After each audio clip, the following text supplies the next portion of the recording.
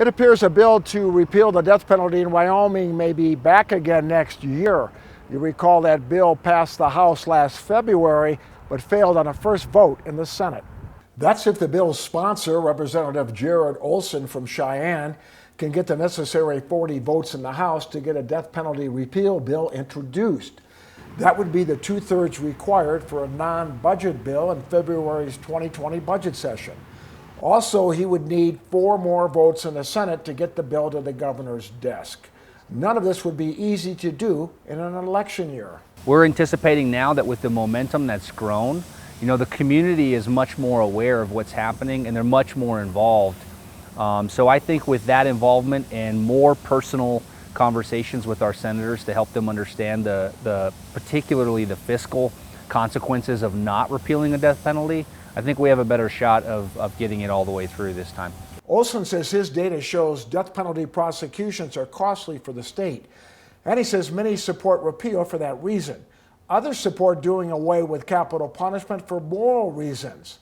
Olsen also says if you're pro-life, you should be pro-life, period.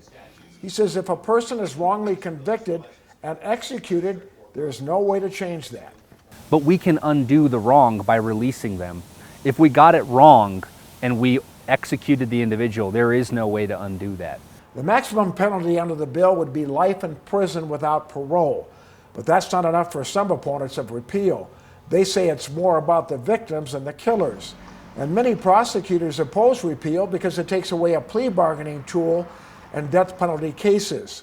Senate Vice President Ogden Driscoll voted against repeal, but thinks the death penalty repeal bill has a better chance of passing next year. Driscoll says the death penalty may be more humane than life in prison.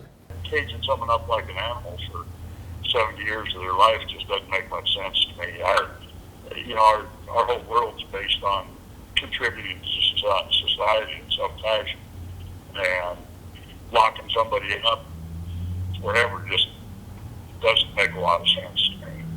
This year's death penalty repeal measure, House Bill 145, passed the House 36-21, 3 excused, but died on a first full Senate vote, 12 yeses, 18 noes. Robert Jiha, Cowboy State Daily.